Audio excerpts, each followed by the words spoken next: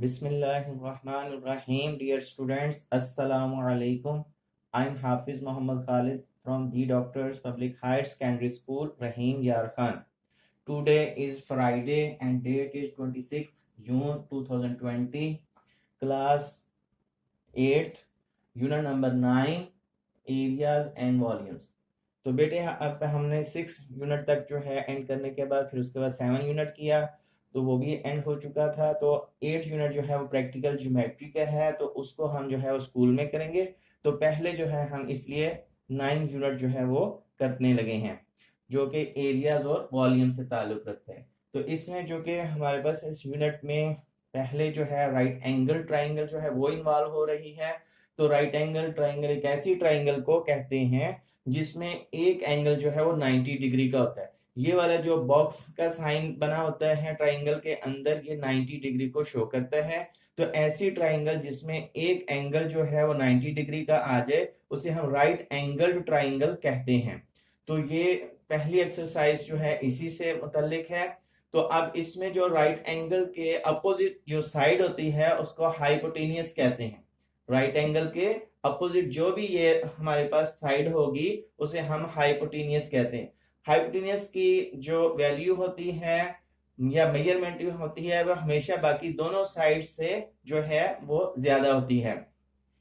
और उसके बाद उसमें दूसरी दो साइड्स का नेम, उनमें से एक का बेस है और दूसरी का परपेंडिकुलर है।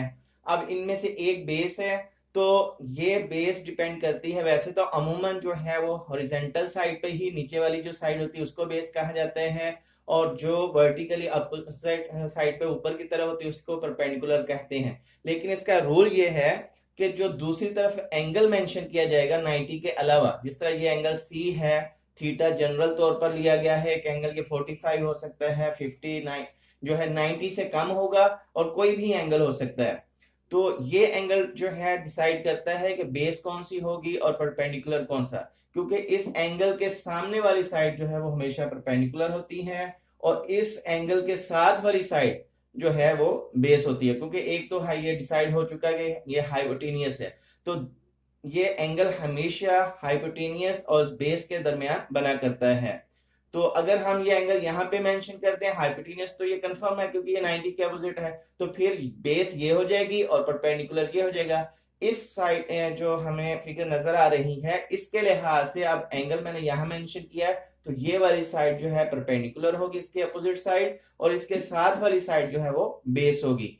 अब इसके बाद जो थ्योरम यूज होना है इस एक्सरसाइज में, बार बार यूज होना है हर क्वेश्चन में, उसे हम कहते हैं पाइथागोरस थ्योरम। इसमें ये होता है कि हाइपोटेनियस जो साइड है, हाइपोटेनियस का स्क्वायर इज इक्वल टू होता है हमेशा बेस का स्क्वायर प्लस परपेंडिकुलर का स्क्वायर। ये फिर सुन लें कि हमारे पास पाइथागोरस थ्योरम जो होता है वो हमेशा याद रखें हाइपोटेनियस का स्क्वायर इक्वल टू आता है हमेशा बेस का स्क्वायर प्लस परपेंडिकुलर का स्क्वायर। जिस तरह इसमें हाइपोटेनियस एसी साइड है और इक्वल टू हमारे पास बेस जो है वो बीसी साइड है उसका स्क्वायर, प्लस इसमें जो परपेंडिकुलर है वो ए बी साइड हमने रखी है, तो वहां पे उनके लिए लेटर्स हमने यूज कर लिए हैं।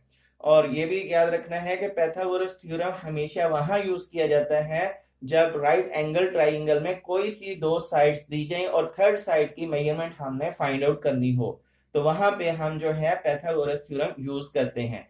तो आइए अब हम स्टार्ट करते हैं 9.1 एक्सरसाइज।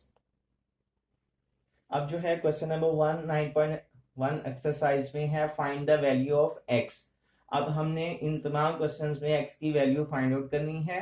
तो ये फिगर हमारे पास दी गई है, राइट एंगल ट्राइंगल जो है हाइपोटेनियस की जगह पे एक्स है, और हमारे पास परपेंडिकुलर 12 है और बेस जो है 5 दी गई है।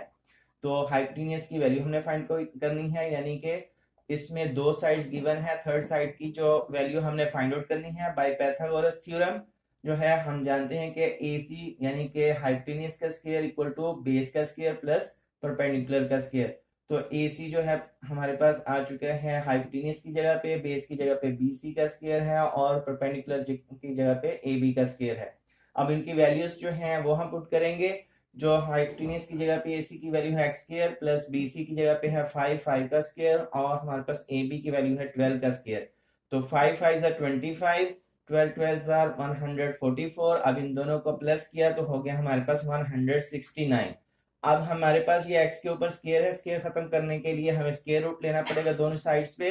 तो अब हमने जब स्क्वायर लिया तो स्क्वायर से स्क्वायर रूट x का कैंसिल हो चुका है और 169 का स्क्वायर रूट जो है 13 सेंटीमीटर है। तो ये स्क्वायर रूट निकालने का हम पूरा यूनिट जो है और 2 हम पूरा पढ़ चुके हैं, उसमें किस तरह से स्क्वायर रूट निकालते थे वैसे ही निकाला गया है। अब उसके बाद है इसी का पार्ट नंबर 2 है।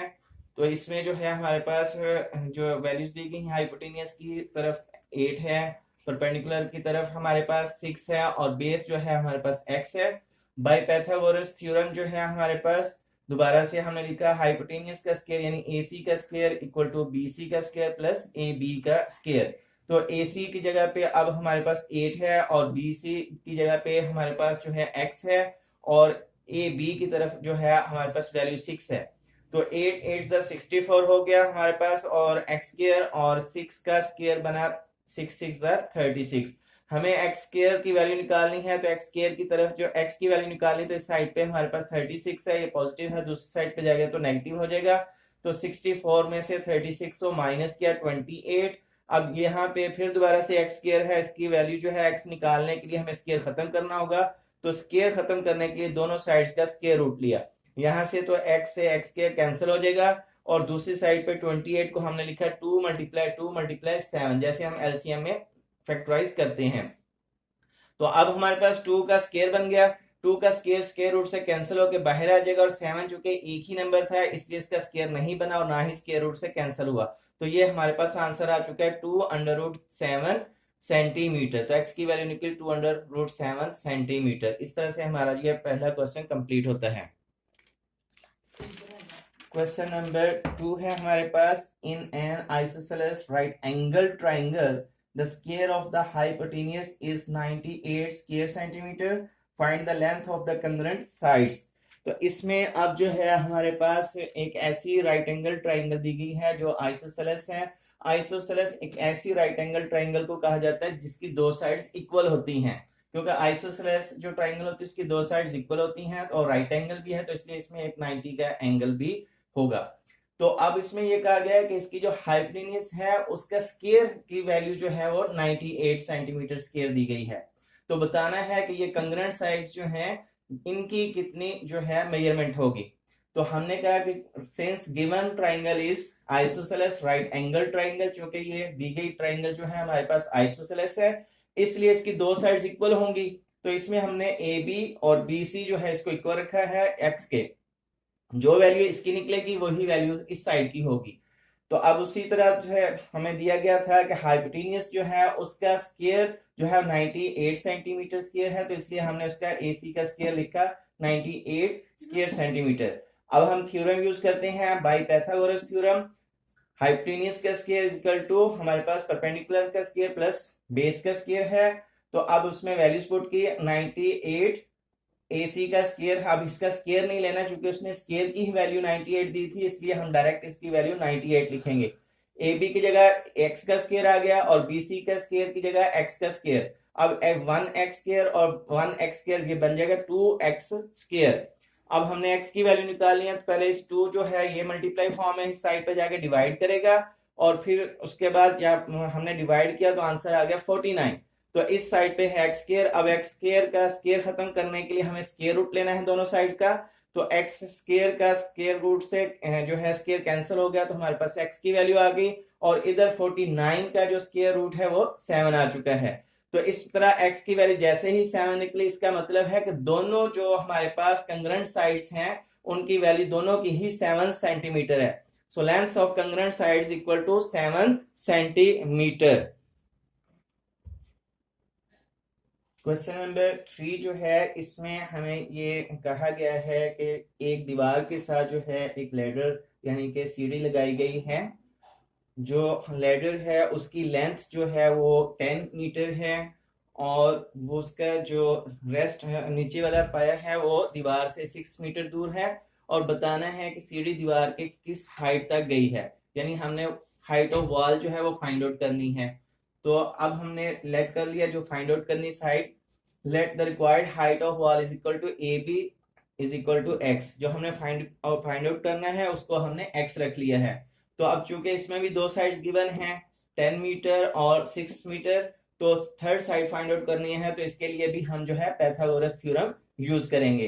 तो ए सी का square is equal to B C का स्क्वायर प्लस ए बी का स्क्वायर। तो ए सी की जगह पे हमारे पास 10 है, 10 का स्क्वायर, बी सी की जगह पे हमारे पास 6 है, 6 का स्क्वायर, और ए बी की जगह पे हमारे पास x है, x का स्क्वायर। 10 हमारे पास हाइपोटेनियस है, बेस हमारे पास 6 मीटर है, और जो हमने वाल की हाइट फाइंड आउट करनी है परपेंडिकुलर, वो है हमारे पास x वैल्यूज पुट कर दी। अब 10 का स्क्वायर लिया, 10 10s आर 100, 6 6 आर 36, और x स्क्वायर का x स्क्वायर रहा। अब हमने x की वैल्यू फाइंड आउट करनी है, इसके साथ 36 है, यहाँ पे ये जो है प्लस फॉर्म में है, दूसरी साइड पे शिफ्ट होगा तो नेगेटिव हो जाएगा। तो अब 100 में से हमने 36 को माइनस किया तो आंसर आ गया 64। इस साइड पे हमारे पास है एक्स स्क्वायर। अब स्क्वायर खत्म करने के लिए दोनों साइड्स पे हमने स्क्वायर रूट लिया। तो जैसे ही स्क्वायर रूट लिया तो आंसर हमारे पास जो है 64 का स्क्वायर रूट जो है वो 8 है, और x का स्क्वायर से स्क्वायर रूट कैंसिल हो चुका है, तो x की वैल्यू आ चुकी है हमारे पास 8 मीटर। तो so height of the wall is equal to 8 metre. तो बेटे इस तरह से हमने 3 क्वेश्चन जो है 9.1 एक्सरसाइज के कर लिए हैं। तो आपकी जो डायरी है अब 9.1 एक्सरसाइज का क्वेश्चन नंबर 1, 2 एंड 3, इसके जितने भी पार्ट्स होंगे क्वेश्चन नंबर 1 के, वो सारे के सारे आपने होमवर्क जो है नोटबुक के ऊपर नीट करना है। ओके, अल्लाह हाफिज।